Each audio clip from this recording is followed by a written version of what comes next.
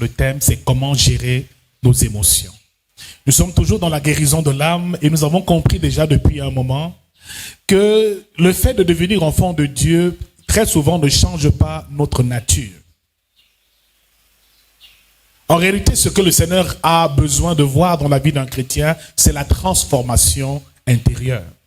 La Bible nous fait comprendre dans Romains 12, à partir même du verset 2, que soyez transformés par le renouvellement de l'intelligence, afin de discerner quelle est la volonté de Dieu, ce qui est bon, agréable et parfait. Soyez transformés par le renouvellement de l'intelligence. En réalité, lorsqu'on devient enfant de Dieu, on est de nouveau dans son esprit, mais pas dans son âme.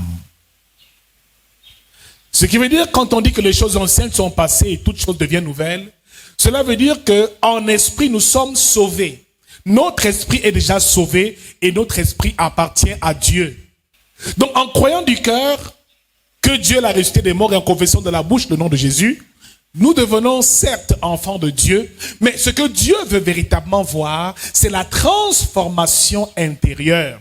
Parce que beaucoup sont enfants de Dieu seulement d'apparence.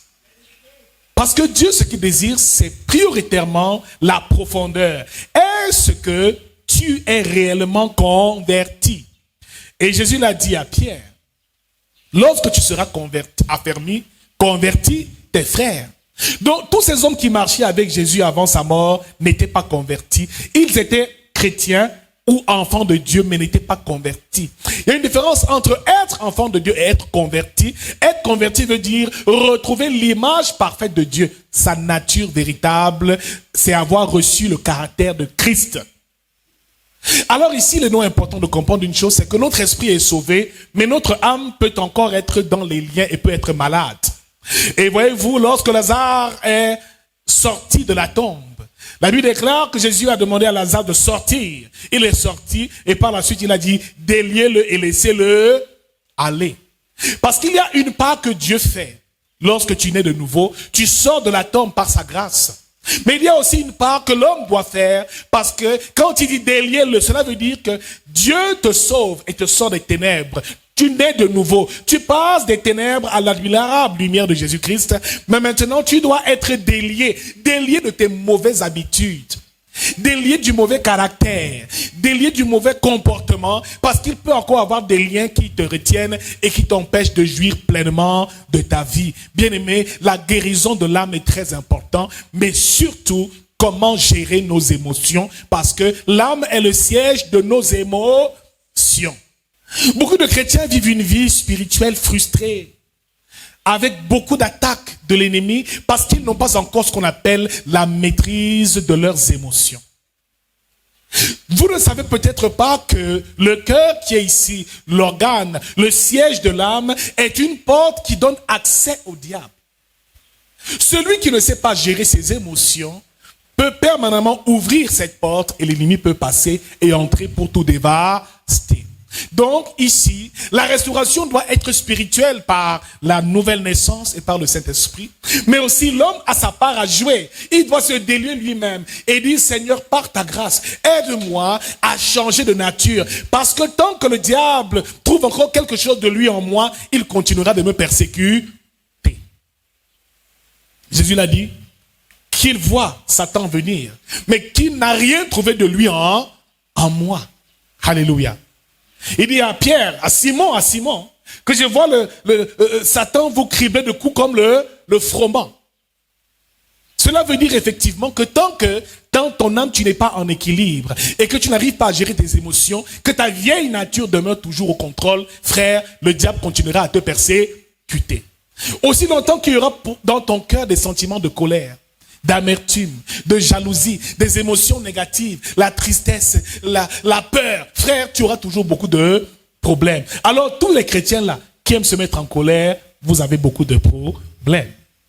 Et je pense que nous nous mettons tous en colère, chacun à son niveau, mais pour certains, la colère devient dévastatrice.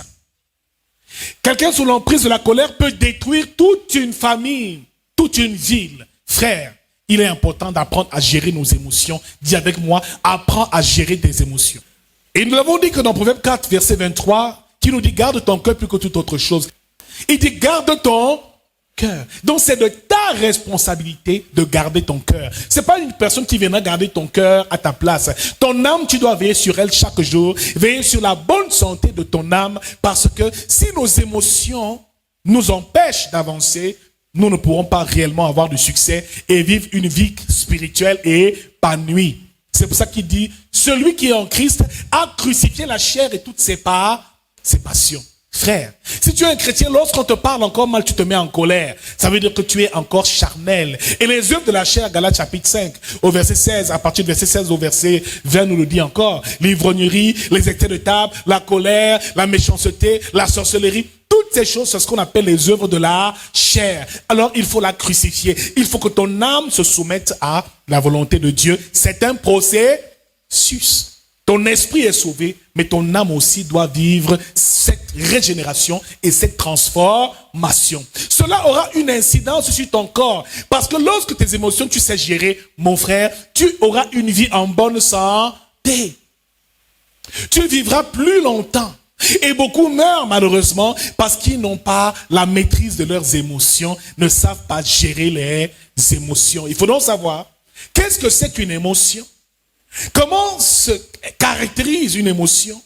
Comment peut-on gérer une émotion? Comment identifier les émotions qui nous animent et comment identifier les émotions des autres? Parce que si tu ne sais pas quelle émotion t'anime, tu ne sauras pas comment te gérer. Tu vas causer des dégâts et des troubles partout. Tout ce que tu vas commencer, mon frère, tu finiras toujours mal parce que tu ne sauras pas gérer tes émotions. Une simple colère peut totalement te détruire. Un manque de tempérance peut empêcher que tu entres dans ta destinée. Et c'est dans l'âme que le diable est très fort. Parce qu'à cause des problèmes de l'âme, même le grand Moïse n'est pas entré dans la terre promise. Moïse était un homme colérique. Moïse avait plein de colère dans le cœur. Regardez l'histoire de Moïse. Comment il part d'Égypte. Il tue un soldat égyptien. Frère, il est parti en fuyant d'Égypte parce que cet homme ne savait pas gérer sa colère. À la fin de ses jours, Dieu lui dit, parle au rocher, et il frappe violemment le rocher parce que Moïse était un homme très impulsif. À cause de la colère, il n'est pas entré à la terre promise. Le grand roi David qui a tué Uri avait un esprit qui était toujours en train de convoiter les femmes. Un fort désir pour les femmes. Un amour des œuvres de la chair, la convoitise charnelle, l'impudicité. Frère, cet homme avait aussi beaucoup de problèmes. Il était aimé par Dieu, mais il avait encore en lui une nature qui n'était pas glorieuse. Et vous voyez que Salomon, son fils, a battu les records. Alléluia. La Bible dit qu'il a eu 700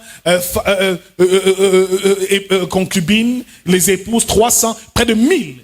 Et plus même, c'est ce que la Bible nous dit, mais je suis convaincu qu'il en avait plusieurs, des milliers même.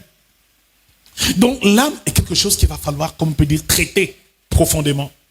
Parce que l'âme est un héritage. Et la Bible déclare que l'âme vit dans le sang, l'âme de toute chair est dans son sang. Donc comme ton père était un ivrogne, tu sais qu'il t'amuse. L'alcool, là, tu vas mourir de cirrhose de foie comme lui aussi, il est mort. Donc quand on parle des liens générationnels, c'est généralement des liens de l'âme.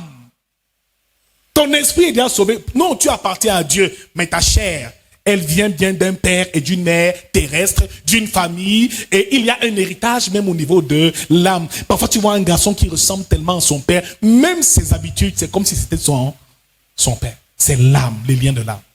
Alors, traitons l'âme et nous allons aller de gloire en gloire. Dans ce texte que nous avons vu, nous voyons ici que Jésus s'est mis en colère. C'est l'une des rares fois dans la Bible où on voit Jésus en colère. Parce que dans ce texte, Jésus s'est rendu compte que la maison de son père était devenue un lieu de change, un lieu de commerce.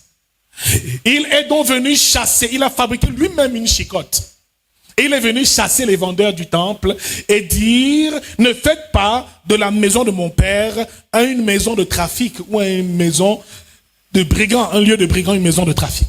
Alors Jésus était rempli d'un zèle de la maison de Dieu. Et les disciples disent, ça là, c'est le zèle de la maison de Dieu qui te dévore. Bien-aimé dans le Seigneur, la colère est ici quelque chose qu'il va falloir apprendre à gérer. La colère, c'est une émotion. Derrière moi, la colère est une émotion. Alors l'émotion, qu'est-ce que c'est? C'est une réaction. C'est la réaction qui est liée effectivement à une stimulation qui peut être extérieure ou même intérieure. Cette stimulation extérieure peut être par la vue, par l'odorat, par l'ouïe. Cela veut dire que tu vois quelque chose qui agit tout de suite dans ton cerveau et dans ton mental et ça provoque en toi une émotion. Elle peut être intérieure, cette stimulation. Cela veut dire que ça peut être simplement une sensation que tu as ressentie, un souvenir. Quelqu'un peut simplement se souvenir de son père qui est mort, il se met à couler des larmes. Il plonge dans ce qu'on appelle la tristesse.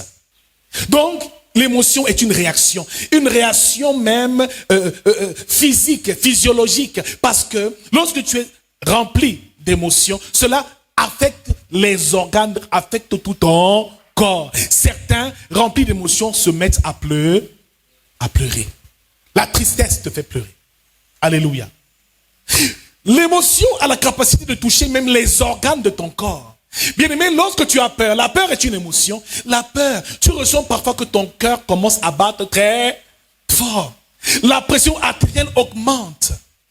Les hormones commencent à se multiplier. Voyez, l'hormone du stress, c'est le cortisol. Ça commence à agir dans ton corps et ça commence à te détruire. Mon frère, les émotions, quand on ne sait pas les gérer, on finit par tomber malade. Les battements de cœur, les pressions artérielles, les problèmes au niveau même de la digestion. C'est à cause des émotions qu'on n'a pas pu digérer. Lorsque tu reçois une émotion, il faut apprendre à gérer l'émotion. Il faut l'exprimer et l'extérioriser. Il faut l'exprimer de manière positive afin que tu ne sois pas malade. Parce que les émotions ont la capacité d'affecter nos organes. De modifier même notre comportement. Mon frère, ma soeur, faisons bien attention, les émotions, il faut apprendre à les gérer. Alors, il y a les émotions agréables. Et l'une des principales, c'est la joie. Qui a déjà été joyeux ici? Amen. Et l'hormone du plaisir, il y a la dopamine qui est une de nos hormones du plaisir qui rend les gens très heureux. Alors, lorsque tu es en joie, cela produit en toi certaines hormones. Cela affecte certaines parties de ton corps. Donc une personne qui est permanemment joyeuse, généralement elle est en bonne santé. Je prophétise ce matin que la joie ne quitte plus jamais ton cœur.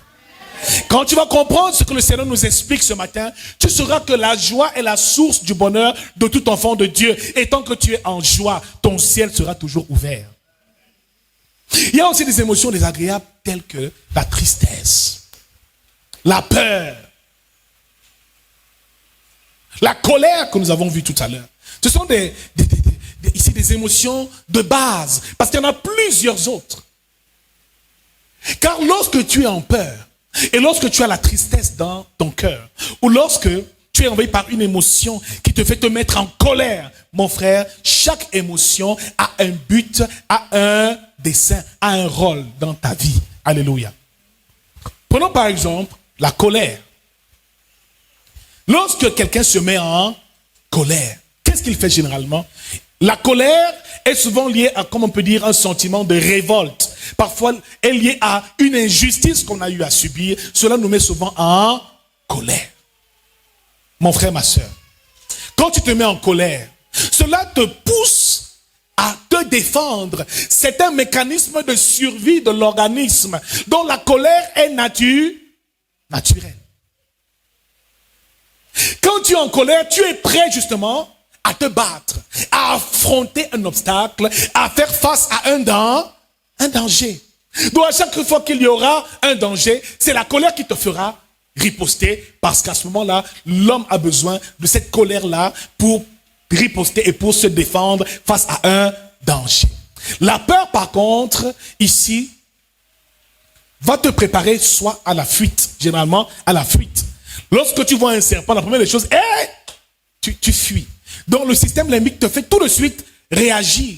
C'est un réflexe à ce moment-là. Donc mon frère, ma soeur, ici les émotions sont très importantes. Il va falloir apprendre à les identifier. À chaque fois que tu te retrouves contrarié, quelle émotion est-ce qui est en train de traverser ton corps? Parce que l'émotion émet une vibration, elle traverse tout ton corps, elle peut même te paralyser. Identifie-la. Tu apprendras plus tard comment identifier les émotions chez les autres. Comment même apaiser leurs émotions. Cela veut dire que tu apprendras à te gérer, mais aussi à gérer les autres. Ça permettra que tu aies de bons rapports avec eux. Mon frère, c'est ce qu'on appelle par la suite, ce qu'on appelle l'intelligence émotionnelle.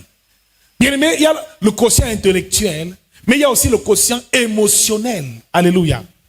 Quelqu'un qui est intelligent et qui sait gérer ses émotions finira effectivement par réussir parce qu'il sera aimé par tout le monde. Il saura parler aux gens sans heurter leur ego.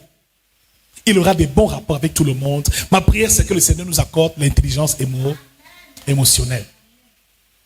Quelqu'un qui est intelligent en ce qui concerne les émotions, elle peut être un bon leader. C'est une personne que les gens vont suivre, ils ne sauront même pas pourquoi ils le suivent. Parce qu'il dégage quelque chose. Tu passes même 6 mois sans salaire, mais tu es content tous les matins de venir au travail parce qu'il sait comment susciter en toi certaines émotions. L'intelligence émotionnelle est très importante.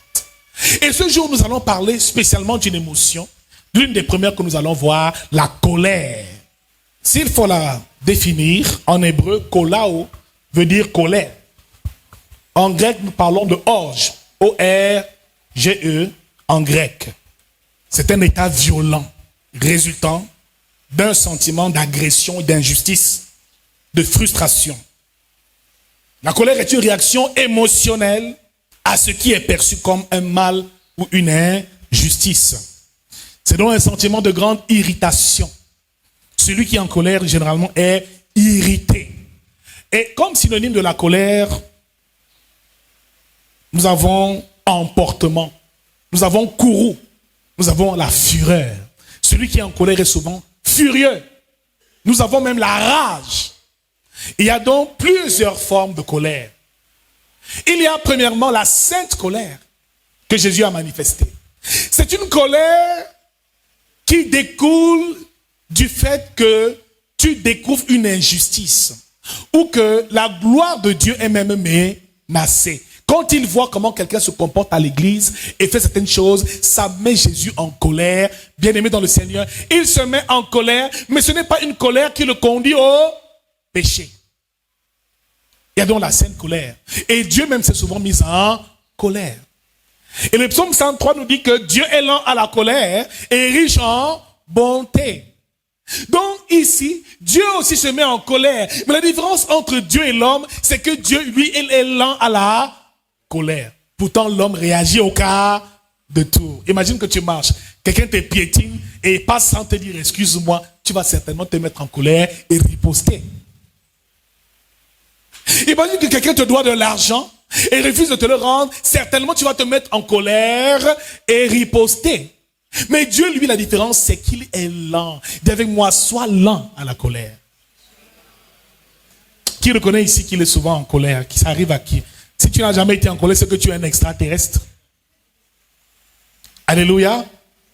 Alors il y a donc la sainte colère, la colère de Dieu. Cela veut dire que c'est une colère qui nous parle ici de lenteur. Dieu prend le temps. Alléluia. Et vous avez vu dans l'histoire biblique comment il a détruit Sodome et Gomorrhe, comment le déluge s'est fait, comment il a puni le peuple au désert avec les serpents brûlants. Frère, Dieu se met quand même en colère, mais la différence c'est qu'il est lent. Il prend le temps, il donne l'occasion à l'homme de se ressaisir. Il ne punit pas tout de suite, il prend le temps. Mais il y a aussi la colère de l'homme. Et vous voyez dans Genèse chapitre 4, lorsque Caïn a tué violemment son frère, Abel, il a subi ici ce qu'on appelle une émotion. Cette émotion, c'était encore la colère. Bien aimé, la colère peut te faire tuer. La colère peut te faire détruire une relation qui date. La colère peut te faire mettre des personnes, une famille, une nation en difficulté. La colère peut tout détruire parce qu'elle est dévastatrice. La colère est un feu qu'il faut apprendre à canaliser. Un homme spirituel ne se met pas en colère n'importe comment. Ma prière ce matin, c'est que personne ne soit maître de ta colère. Parce que certains disent, oh, elle m'a énervé. Mais bien aimé, si tu t'énerves, c'est ta responsabilité. Parce que quand tu es énervé, c'est un feu qui t'embrase de l'intérieur et qui finira par te détruire. La personne qui t'a énervé, elle n'a aucun problème. Donc, mon frère, ma soeur, essaie et demande au Seigneur l'aide de pouvoir maîtriser ce feu, cette colère et la canaliser. Absalom a tué son frère Amnon, l'a fait tuer violemment parce qu'il avait violé sa sœur. Mon frère, ma soeur, beaucoup de personnes sous l'emprise de la colère font des mauvais choix. C'est pour cela qu'il faut éviter 3 choses. De prendre une décision importante sous le coup de la colère. Quand tu es en colère, ne fais plus rien. Quand tu es en colère, éloigne-toi. Fuis les occasions de chute. Et Ephésiens 4, verset 26 nous dit encore. Si tu es en colère, ne pêche pas. Ne pêche pas. Parce que la colère peut te conduire au péché. Mon mari m'a trompé. Moi aussi, je vais le tromper. Mais tu le fais sous l'emprise de la colère. Il dit que le soleil ne se couche point sur ta colère.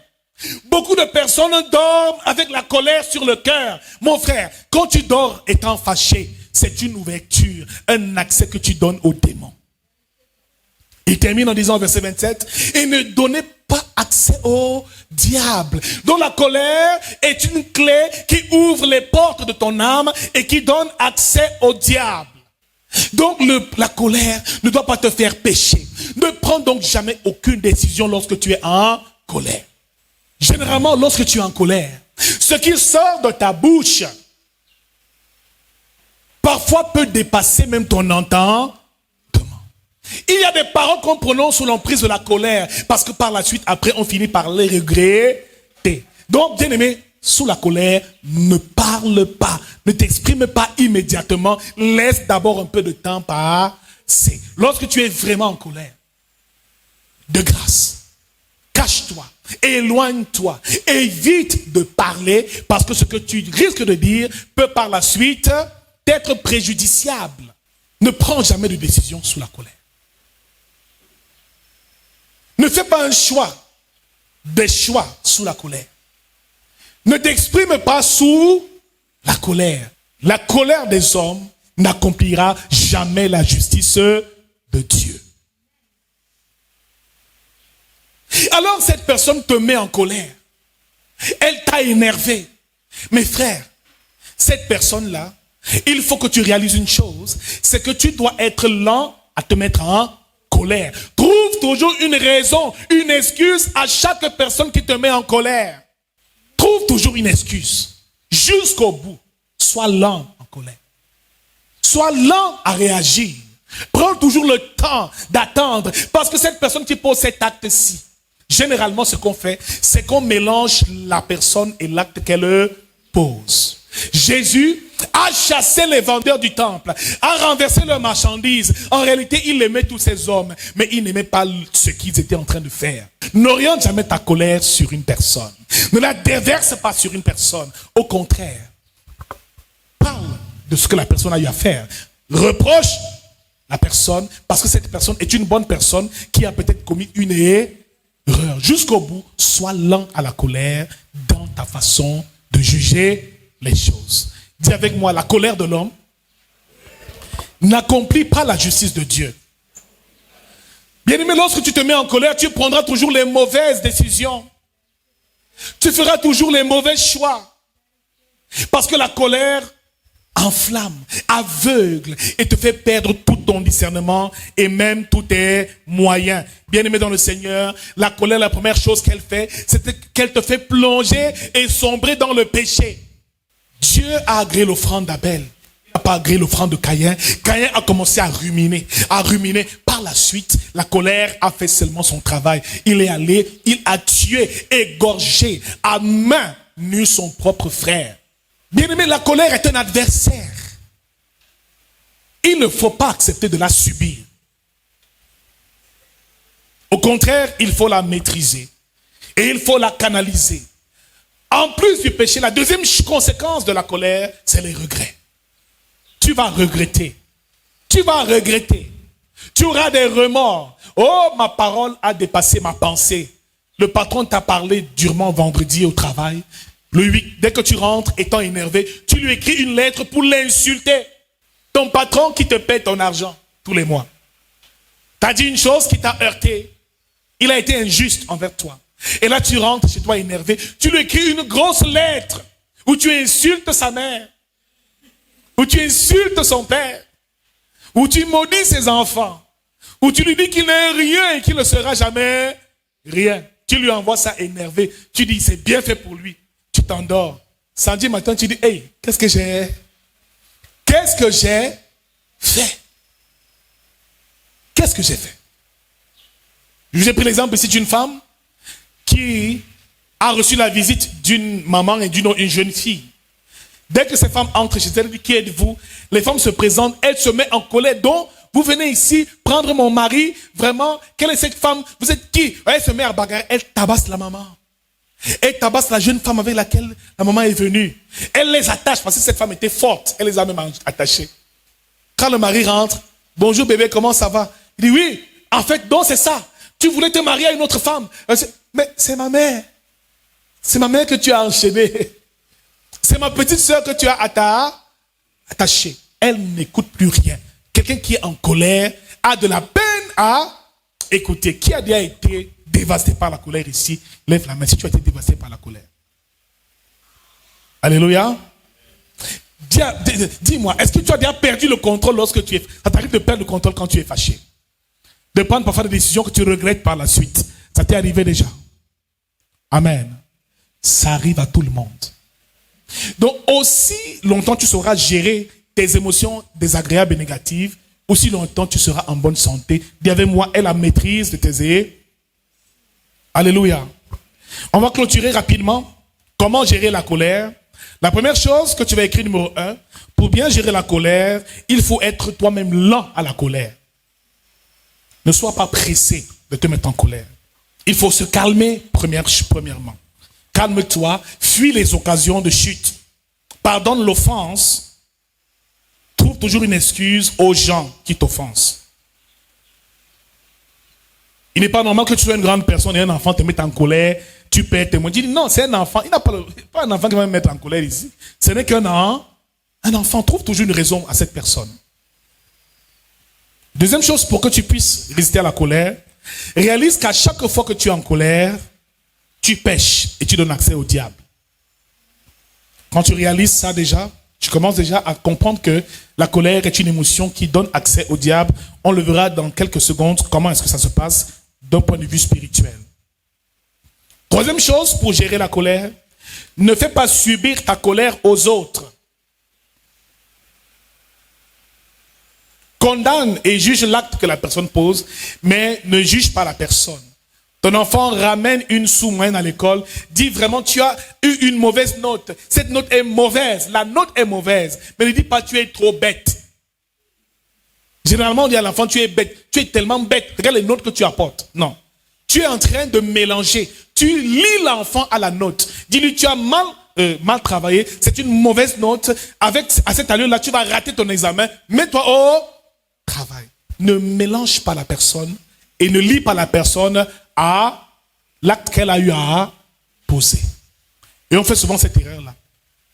Quelqu'un a pris ton argent et t'a pas remboursé. Oh, c'est un escroc, c'est un escroc. Non. Alléluia. C'est une personne qui a posé un mauvais acte. Que cette personne-là puisse te retourner ton argent. Ne juge pas vite les personnes. Quatrième chose qu'on va voir sur la colère, pour terminer. Il va falloir apprendre à transformer ta colère. Il faut la transformer. Ça veut dire que chaque colère et chaque émotion de colère qu'on a, il faut l'exprimer. Mais avant de l'exprimer, transforme-la en quelque chose de positif. Les gens se sont moqués de toi en disant que tu es pauvre. Tu n'as pas d'argent. Vraiment une pauvre fille comme ça. Au lieu de les insulter, toi, prends cette émotion de colère, transforme-la en travail. Canalise cette colère dans ton travail et deviens la meilleure dans ton domaine. C'est le meilleur moyen de fermer la bouche à ces personnes. Et réussis et tu auras remporté la bataille. La colère de la justice de l'homme, la colère de l'homme n'accomplira jamais la justice de Dieu. Une personne qui t'insulte et se moque de toi et dit vraiment que tu es une mauvaise personne, tu es pauvre, misérable, tu ne seras jamais rien, ça va te mettre en colère. Mais quand tu es en colère, ne l'insulte pas, non. Parce que cela ne va faire que déplacer le problème. Quand elle te donne ces paroles, te dit ces paroles, déclare ces paroles, il faut que ces paroles te motivent à travailler davantage afin que tu réussisses et que ces personnes qui se moquaient de toi aient honte. Donc, que cette colère en toi se transforme en quelque chose. Ressens cette colère, canalise-la et oriente-la. Tu commences à étudier, à travailler d'arrache-pied, à réussir d'entreprise en entreprise. Tu gagnes des marchés. À un moment, quand tu auras réussi, enfin, cette colère t'aura aidé dans l'accomplissement de ta destinée. Alléluia. Il faut donc comprendre que la colère, tu dois la transformer, l'exprimer, certes avec douceur, mais il faut qu'elle puisse être un moteur qui te permette de te surpasser. Pour terminer, une dernière chose. La colère, nous avons dit, est une porte spirituelle. Et là, nous allons entrer dans le prophétique pour comprendre un peu ce que la colère est capable de causer. Bien-aimés dans le Seigneur, nous sommes dans un monde où il y a beaucoup de personnes négatives. Jésus dit, vous êtes la lumière du monde et le sel de la terre. Cela veut dire qu'en chaque enfant de Dieu, il y a une portion de la lumière divine. Et le diable est jaloux de cette lumière. Il combat cette lumière. Il veut dérober cette lumière parce qu'il est privé de la lumière divine. C'est la seule chose qui manque au diable.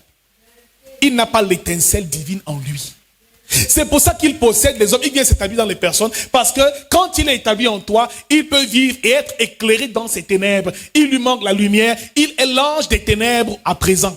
Ce qu'il veut, c'est voler la lumière. Comment ça se passe? Nous sommes dans le cas pratique et prophétique. Il faut que tu comprennes qu'il faut une initiation à toute chose. Quand le sorcier veut te faire du mal, pour que la flèche satanique t'atteigne, la chose qu'il va faire, et l'une des clés qu'il va utiliser, c'est de te mettre en colère. Alors, il vient devant toi et t'insulte. Dès l'instant où tu te mets en colère et tu te fâches, tu ouvres ton temple, tu ouvres tes portes spirituelles. Il dit, ne savez-vous pas que votre corps est le temple du Saint-Esprit? Alors, tout temple a des portes, cela veut dire des accès. À chaque fois que cette personne-là viendra auprès de toi et te mettra en colère, sache que ce sera pour te dérober quelque chose. Alors les sorciers conscients, ceux qui sont dans les loges, des initiés, ils sont maîtres en ce domaine. Une personne dans ton lieu de service qui passe seulement le temps à t'énerver, te mettre en colère, c'est une personne qui te vampirise et qui vole ta lumière. Cette personne n'a pas besoin de prier. Lui là, il ne prie pas. Comme un vampire, il se nourrit de la lumière que tu as. Alors tu as passé ta semaine, ton week-end dans la prière, dans le jeûne. Lundi matin, tu viens au travail en chantant les cantiques. Quand tu entres dans le service, vraiment, tu chantes même comment elle est laide. Ton cœur commence à... La sorcière, elle sait que dès l'instant où tu seras envahi par l'émotion de la colère, sur le plan subtil, tu vas ouvrir ce qu'on appelle les portes spirituelles. Cette personne pourra maintenant t'attaquer spirituellement et prendre quelque chose. Si tu avais en toi la richesse, cette personne peut dévorer ta richesse. Si tu avais en toi la bonne santé, cette personne peut dévorer ta santé. Prenons un cas simple qu'on a souvent eu à voir ici. Nous venons de finir le culte. Maintenant, nous avons prié. Le Seigneur dit, toutes choses que nous demanderons en son nom, il nous l'accorde. Par la foi, si on y croit fermement. Mais nous avons demandé le travail, tu as demandé le travail, n'est-ce pas? Alors, spirituellement, tu as reçu le travail. Donc, cette énergie divine est en toi, le travail. Donc, demain matin, on doit t'appeler pour un entretien d'embauche et le Seigneur a prévu qu'on va te recruter. Au moment où donc tu as reçu ça, tu sors de l'église. Regarde comment le diable travaille. Très subtil. Tu entres dans le taxi, à peine tu t'assois, tu commences à rouler. Une femme à côté dit, c'est même quel genre de parfum vous mettez comme ça? Les histoires des sorciers que vous mettez là, vous sentez très mauvais. C'est à moi que vous vous et lui que je m'adresse. Oui, je suis avec qui? C'est à vous que je m'adresse, monsieur. Tu commences à te nerver. Cette dame sait ce qu'elle est en train de faire. Le diable sait ce qu'il est en train de faire. Il a mis un de ses agents pour empêcher que tu aies ton travail. Bien aimé, le chauffeur commence à se mélanger avec cette femme pour te dire n'importe quoi. Tu tombes dans une colère verte. Tu les insultes, tu insultes, tu parles, tu craches et tout. Tu fais des choses terribles. Maintenant, ce dimanche-là, tu sors de la voiture pour aller rencontrer quelqu'un qui devait peut-être t'embaucher lundi ou demain. Est-ce que quand tu vas sortir, tu seras encore la même personne? Tu seras encore pareil? Tu auras perdu quoi? Ta paix, n'est-ce pas? C'est ça dans le mécanisme. C'est pour ça que Jésus dit, ne résistez pas aux méchants. Si te gifles sur un jour, tant l'autre jour, afin que ta lumière reste intacte. Donc tu dois protéger cette grâce que tu portes en toi. Dont les chrétiens ont tout, mais ils dilapident parce qu'ils cèdent à leurs émotions. Seulement par une seule colère, tu peux perdre peut-être, comme on peut dire, une bénédiction terrible. Le mariage chez le père, les opportunités, tu peux, parce que quelqu'un t'a mis en colère, il t'a dérobé quelque chose dans le monde spirituel sans même que tu ne t'en rendes compte. Alors si tu as quelqu'un qui te met toujours en colère, sache que c'est un sorcier. Quelqu'un qui permanemment passe le temps à te frustrer, à te mettre en colère, est en train de faire quelque chose, d'accomplir le dessein de son maître, le diable. Quand quelqu'un t'énerve, mon frère, ma soeur, ferme tes portes et en rien ne te met en colère. À chaque fois que quelque chose de bien doit t'arriver, le diable enverra toujours quelqu'un te faire sortir de tes gonds. Et quand tu sors de cette paix-là, il peut maintenant t'attaquer. C'est comme ça qu'il procède. Alors fais attention, tu vas au village, tu sers à manger aux gens, tu viens chez un vieux papa qui est là, et tu lui sers du vin. Il dit, vraiment, comment tu me sers le vin comme ça? Hein? Vraiment, comment tu es bête? Et qui est bête? Qui est bête? Tu l'insultes aussi, tu parles. Tu es en colère. C'est même quel type ça? Il me parle comme ça, pourquoi? Il pense que tu es bien en colère, les portes sont ouvertes. On peut tout te faire. Après tu entends que, aïe, je n'arrive même plus à marcher. Aïe, hôpital. Aïe, le cancer. Aïe, ceci. Fais attention. La colère est une porte qui donne accès au diable. Il dit que le soleil ne se couche pas sur ta colère. Si tu veux bien dormir, faire des beaux rêves dans les mains du Seigneur, avec ton mari et ta femme, pardon, réglez vos problèmes avant de vous coucher. Sinon, votre maison sera le terrain de prédilection où le diable viendra danser et les démons toute la nuit et vous irez de souffrance en souffrance. Que le soleil ne se couche jamais sous ta colère.